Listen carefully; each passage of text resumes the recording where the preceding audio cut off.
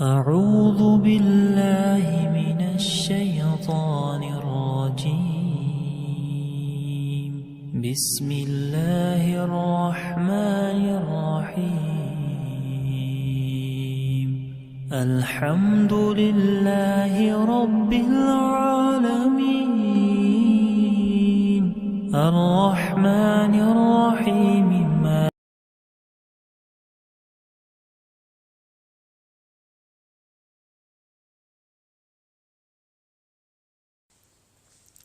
السلام علیکم ورحمۃ اللہ وبرکاتہ الحمدللہ رب العالمین والصلاة والسلام علی سید الانبیاء والمرسلین وعلی آلہ وصحبہ اجمعین اما بعد۔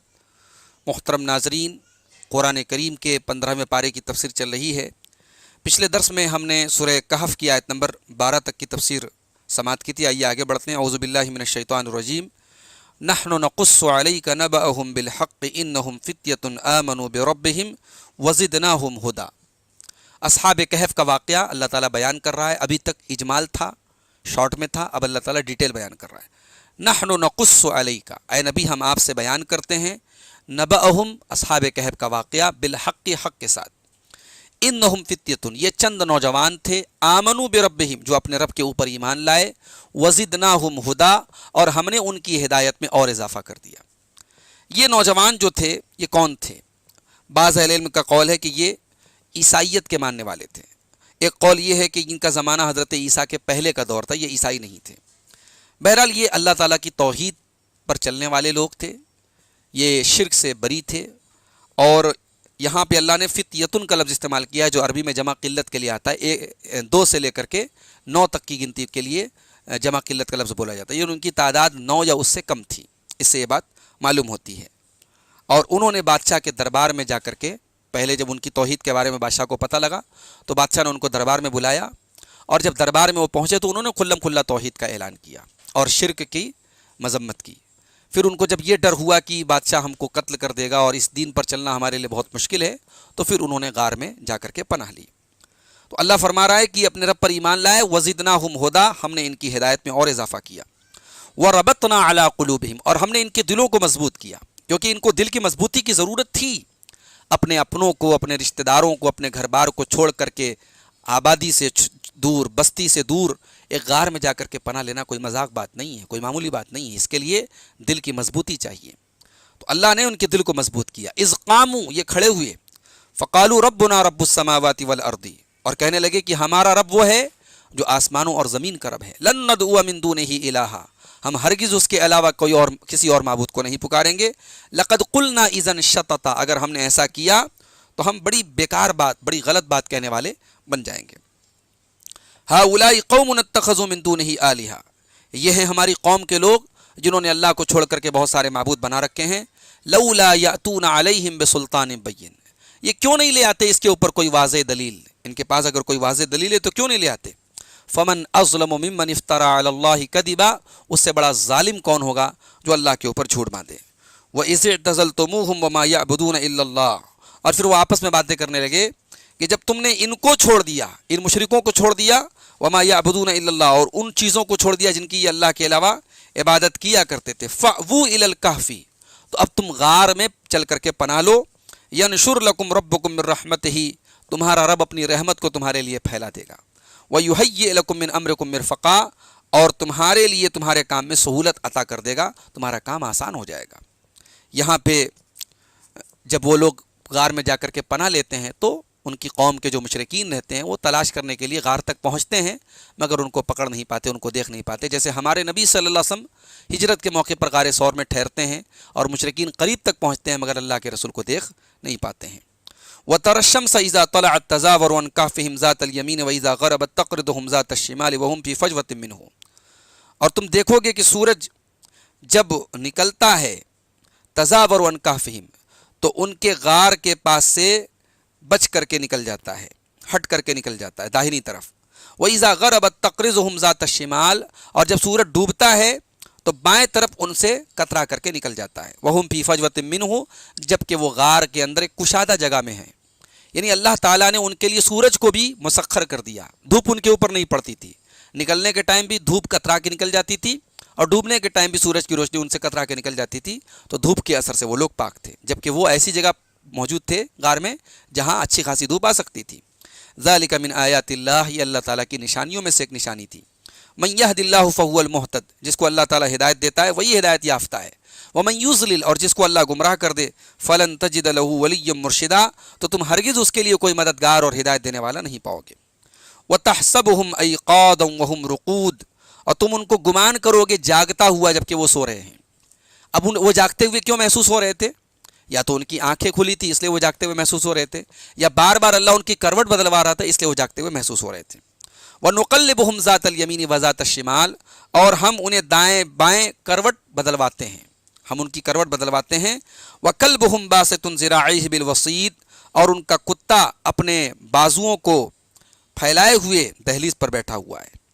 ان کے ساتھ ان کا ایک کتا بھی تھا جن کا یہاں پہ اللہ تعالیٰ نے ذکر کیا۔ اس سے سنگت اور صحبت کا اثر معلوم ہوتا ہے کہ کتا ان کا ساتھی تھا، اس کا اللہ نے ذکر کیا، بادشاہ ان کا مخالف تھا، اللہ نے اس کا نام تک نہیں ذکر کیا۔ تو ان کا کتا اپنے پنجوں کو پھیلائے ہوئے دہلیز پر بیٹھا تھا۔ لو اطلعت علیہم، اگر تم ان کے اوپر جھانکتے، لولیت منہم فرارا، تو بھاگ جاتے، منہ پھیر کر کے بھاگ جاتے، پیٹ پھیر کر کے بھاگ جاتے۔ ولملیت منہم رعبا، اور ان کی دہشت تمہارے اندر بھر جاتی۔ یعنی اللہ تعالیٰ نے ان کی حفاظت کا ایسا انتظام کیا کہ وہاں قریب کوئی جائے گا ہی نہیں، جو جائے گا وہ ڈر کے بھاگ جائے گا، اس لیے کسی کو شک کرنے کا کوئی امکان ہی نہیں تھا۔ وَكَذَلِكَ بَعَثْنَاهُمْ لِيَتَسَاءَلُوا بَيْنَهُمْ، اور اسی طرح ہم نے ان کو اٹھایا، جیسے ہم نے سلایا تھا ویسے ہم نے ان کو اٹھایا 309 سال کے بعد۔ لِيَتَسَاءَلُوا بَيْنَهُمْ، تاکہ وہ آپس میں ایک دوسرے سے سوال کریں۔ قَالَ قَائِلٌ مِّنْهُمْ كَمْ لَبِثْتُمْ، تو ان میں سے ایک نے کہا کہ تم لوگ کتنے دن ٹھہرے رہے؟ قَالُوا لَبِثْنَا يَوْمًا أَوْ بَعْضَ يَوْمٍ، تو ان لوگوں نے کہا کہ ہم ایک دن یا دن کا ایک حصہ ٹھہرے رہے۔ جب وہ غار میں گئے تھے تو دن کا پہلا پہر تھا، اور جب یہ نیند کھلی تھی تو دن کا آخری پہر تھا، تو انہیں لگا کہ ہم دن بھر سوئے ہیں، تو کہنے لگے لبثنا یوما او بعض یوم، ہم ایک دن یا دن کا ایک حصہ سوئے رہے۔ قالوا ربکم اعلم بما لبثتم، پھر ان لوگوں نے کہا کہ تمہارا رب زیادہ بہتر جانتا ہے کہ تم کتنے دن تک ٹھہرے رہے۔ انہوں نے اپنا علم اللہ تعالیٰ کے حوالے کر دیا۔ فبعثوا احدکم بورقکم هذه الى المدینة فلینظر ایھا ازکى طعاما فلیأتکم برزق منہ ولیتلطف ولا یشعرن بکم احدا، تو انہوں نے اپنے ایک آدمی کو بھیجا۔ فبعثوا احدکم، اپنے ایک آدمی کو بھیجو، بورقکم هذه، اپنے اس چاندی کا سکہ کو دے کر کے شہر کی طرف، فلینظر ایھا ازکى طعاما، تو وہ دیکھے کہ کون سا کھانا زیادہ پاک صاف ہے۔ چونکہ مشرکین کی بستی تھی تو حرام نہیں کھا سکتے تھے، مردار مطلب دوسروں کے ہاتھ کا ذبیحہ وہ نہیں کھا سکتے تھے، تو یا تو حلال جانور مل جائے یا ایسی کوئی چیز مل جائے جس میں اس طریقے کا مسئلہ نہ ہو۔ تو کہا کہ کسی کو بھیجو تاکہ وہ پاک اور صاف کھانا لائے۔ اس سے یہ معلوم ہوا کہ ان نوجوانوں کے اندر حلال و حرام کی کتنی فکر تھی کہ غار میں 309 سال کے بعد اٹھے ہیں تب بھی حلال کی فکر ہے۔ فَلْيَأْتِكُمْ بِرِزْقٍ مِّنْهُ، اور وہ لائے کوئی رزق تمہارے لیے، وَلْيَتَلَطَّفْ، اور بہت احتیاط سے کام کرے، وَلَا يُشْعِرَنَّ بِكُمْ أَحَدًا، اور تمہارے بارے میں کسی کو اطلاع نہ دے۔ انہم ان یظہروا علیکم یرجموکم، یہ ہماری قوم کے لوگ اگر ہمارے بارے میں جان گئے تو ہمیں پتھروں سے مار مار کے ختم کر دیں گے، او یعیدوکم فی ملتہم، یا اپنے دین میں واپس لے لیں گے۔ اگر ہمیں زندہ بھی چھوڑ دیں گے تو اس شرط پر چھوڑیں گے کہ ہم ان کے دین پر چلیں، ورنہ ہمیں قتل کر دیں گے۔ ولن تفلحوا اذا ابدا، اور اس وقت تم ہرگز کامیاب نہیں ہو سکتے، یعنی ہماری دین بھی چلا جائے گا اور دنیا بھی چلی جائے گی اگر ہمارے بارے میں لوگوں کو پتہ لگ گیا۔ اس لیے بہت احتیاط سے کام کرو، جس کو بھی بھیجو اس سے کہو کہ اپنے بارے میں کسی کو پتہ نہ چلنے دے۔ وَكَذَلِكَ أَعْثَرْنَا عَلَيْهِمْ، اور اس طرح ہم نے لوگوں کو ان کے بارے میں بتا دیا۔ جب وہ ان کا ایک آدمی 300 سال پہلے کا چاندی کا سکہ لے کر کے جب مارکیٹ میں گیا تو لوگوں کو بڑی حیرت ہوئی، پھر لوگوں کو نے آپس میں چیمے گوئیاں شروع کر دیں، اور پھر بات اس دور کے بادشاہ تک پہنچی جو مسلمان تھا، مومن تھا، صحیح عقیدے پر تھا۔ اس بادشاہ نے پھر ان لوگوں کا پتہ لگوایا اور تب ان لوگوں کو ان کے بارے میں معلوم ہوا، اور پھر اسی غار میں وہ لوگ رہتے رہے اور اسی غار میں پھر ان کا انتقال ہوا۔ وَكَذَلِكَ أَعْثَرْنَا عَلَيْهِمْ، اور اس طرح ہم نے لوگوں کو ان کے بارے میں بتایا، لِيَعْلَمُوا أَنَّ وَعْدَ اللَّهِ حَقٌّ، تاکہ لوگ جان لیں کہ اللہ کا وعدہ برحق ہے، یعنی قیامت آنے والی ہے اور مرنے کے بعد دوبارہ اٹھنا ہے۔ اگر اللہ 309 سال کے بعد کسی کو اٹھا سکتا ہے تو مرنے کے بعد دوبارہ بھی اٹھا سکتا ہے۔ وَأَنَّ السَّاعَةَ لَا رَيْبَ فِيهَا، اور لوگ جان لیں کہ قیامت کے بارے میں کوئی شک نہیں ہے۔ إِذْ يَتَنَازَعُونَ بَيْنَهُمْ أَمْرَهُمْ، جبکہ لوگ آپس میں جھگڑا کرتے تھے، اور جھگڑا کرتے ہوئے کیا کہتے تھے؟ فَقَالُوا ابْنُوا عَلَيْهِمْ بُنْيَانًا، جھگڑا کرتے ہوئے لوگوں نے کہا کہ ان کے اوپر کوئی عمارت بناؤ۔ جب وہ لوگ مر گئے تو اب اس غار کے اوپر لوگ آپس میں بات کرنے لگے کہ اس پر کوئی عمارت بناؤ۔